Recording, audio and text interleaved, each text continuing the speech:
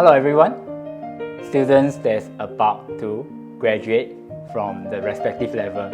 You might be a PSL student that just completed a PSLE, so today is the last paper, the science paper.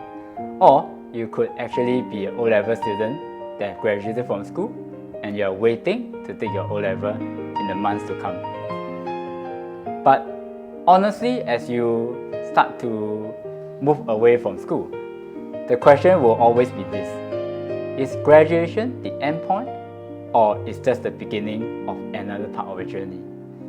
So to many of you, as you're about to embark the next phase of your life, in today's video, I would like to share a bit of a short story sharing about myself. So I came from Hong Kong about 32 years ago.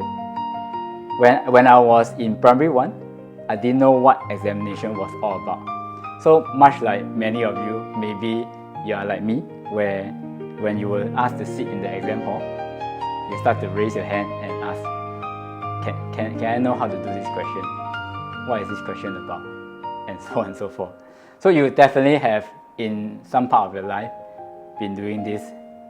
And definitely I was doing that when I was in primary 1. But when I look around me, I see everyone is sitting down, all quiet. So I then know that this is not the right time to ask a question, especially after my teacher actually say, keep quiet and do your work. Something like that. So that was actually the beginning of school for me. After which, when I received my result after the examination, it was a mathematics exam. I've managed to score 99 out of 100 for my mathematics. So that was the beginning of school for me, the first examination in school.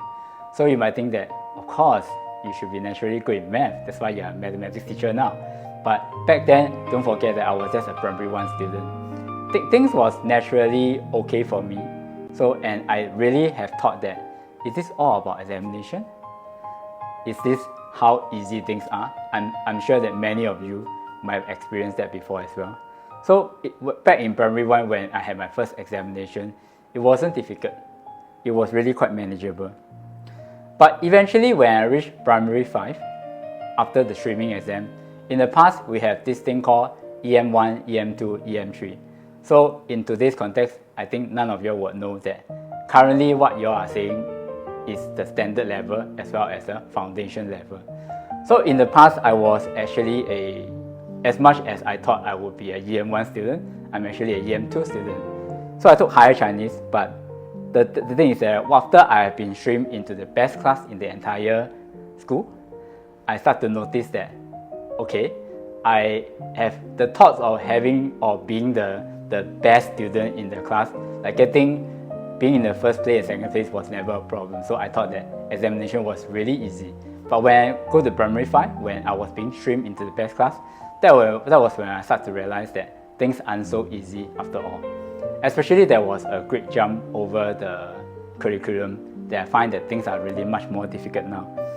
So I started getting scolded by my teachers and for not achieving a certain grade, because the entire class was fairly competitive. And that was actually a start point of me understanding a little bit more about this word called examinations. So I began studying harder. I mixed with friends who are able to help me, so on and so forth. And of course, eventually when I left school, when I got my PSL result, I was able to secure 2 A-star, 1 in mathematics and 1 in sciences. As well as, of course, the other A-star will be in Chinese. So mathematics for sciences since young wasn't a difficult thing for me. And once again, in today's context, A-star is AL1. So last time I was able to do that. And I eventually went to the school that I always wanted to. I went to the school where my principal back in primary school was actually from. And when I went to secondary school, I started to see that there are even more talented people, because the school is naturally a very good school. And of course, everybody is equally good, if not better than me. So I start to find that no matter how hard I try, how hard I work, somehow my grades just don't improve. I'm actually being called by my teachers a consistent B grader. So my grades are all a B3 and a B4. No matter how hard I work, it's always staying stagnant at the B3 and B4. I love to go to the stage and collect a prize to be the top student, but I've never been able to achieve that. I was a constant B grader. So there are many people that outshine me, and I find that maybe I'm not so smart after all. But of course, as I grew older when I went to the secondary tree, I become even more consistent in my work, and I also start to be more distant from my friends. One of the things that I felt up to this day that I shouldn't have done that. So what happened was I consistently gunned for the A1 that I wanted. In secondary school is A1, so AL1. And I find that I need to achieve it because I cannot accept the fact that when I was in primary school, I'm so good.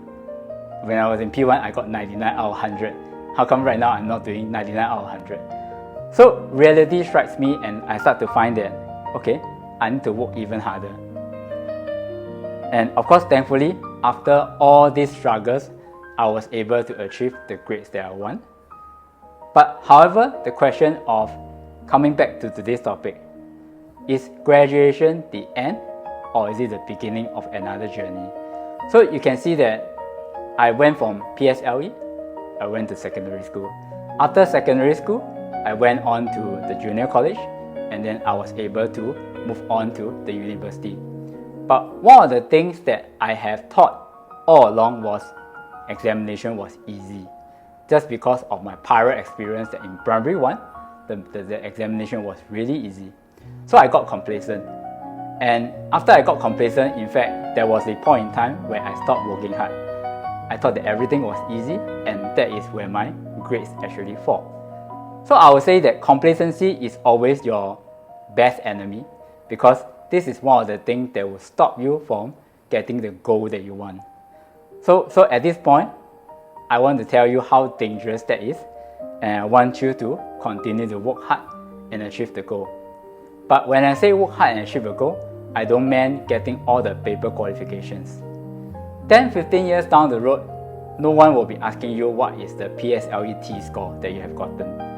No one also asks you what exactly was your O-level L1 R5. But one of the things they will definitely see in you will be what kind of person that you have become.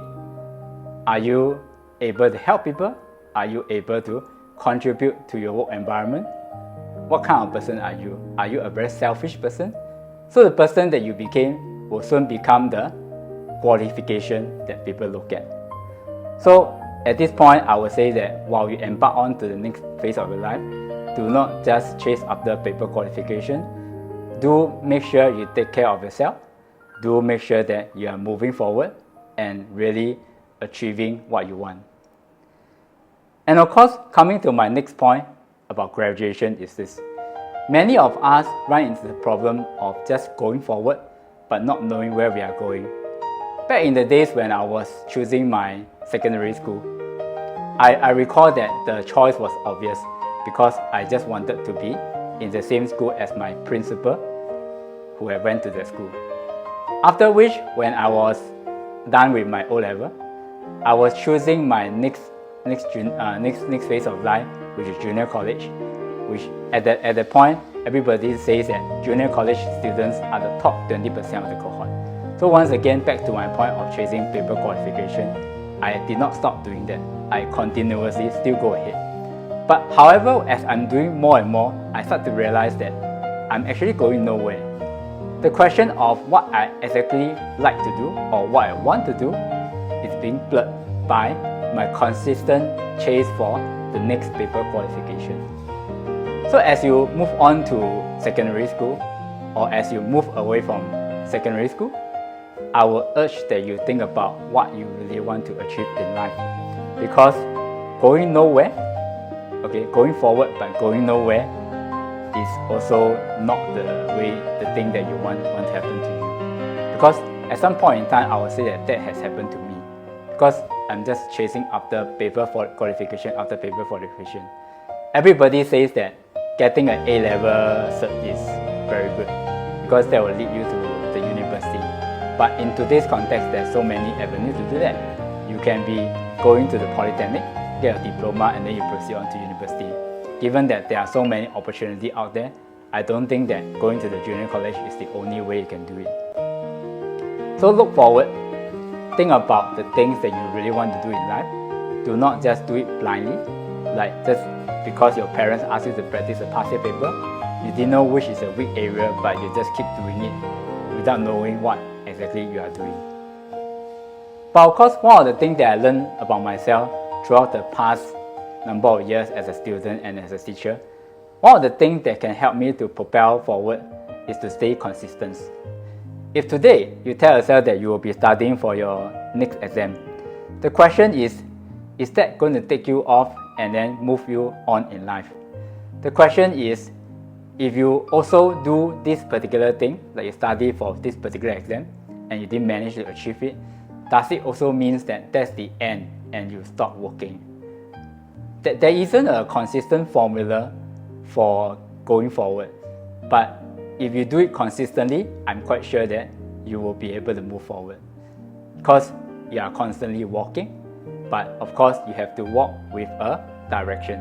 So as per my previous point, you need to be knowing where you are going. This is something that is easy to say but hard to achieve when you are younger, because you have not much experience.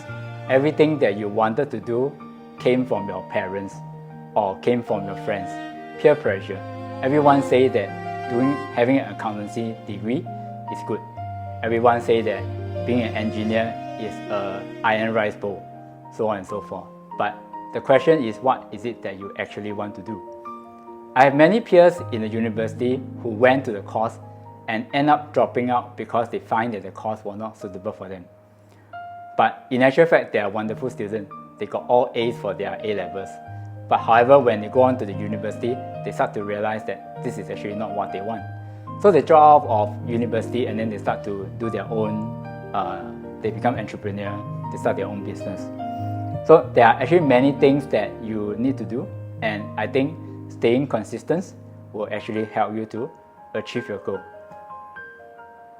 And of course, my last point for today's video will be this. Always remember that today is the last day of your life. And the reason why this is so important is because that if you think that there's still a lot of time left, then I'm quite sure that you'll wait for another day for you to do what you really want to do. Your motivation comes from you knowing that you have limited amount of time. But if let's say you find that there's actually still a lot of time, this is where you might fail, because you will procrastinate, you will wait until the next thing happens. And whether it does happen or not, that's up to you to decide. But however, if you procrastinate and you don't take action, then this is actually where things end. Yeah. So living every day like the last day of your life will help you to focus and understand that today I need to do something meaningful, I need to be walking forward, I need to be achieving something at the end of the day. Set a goal, what you want to do today if today is the end of your entire life, and with that, motivate yourself to make sure you spend every single part of the 24 hours fruitfully. Okay, that will be the last point of today's video. I hope you find it useful, and if you like it, please help to subscribe to the channel, and I will actually try to produce as many interesting and inspirational videos as I can. Thank you very much. I will see you again in the next video.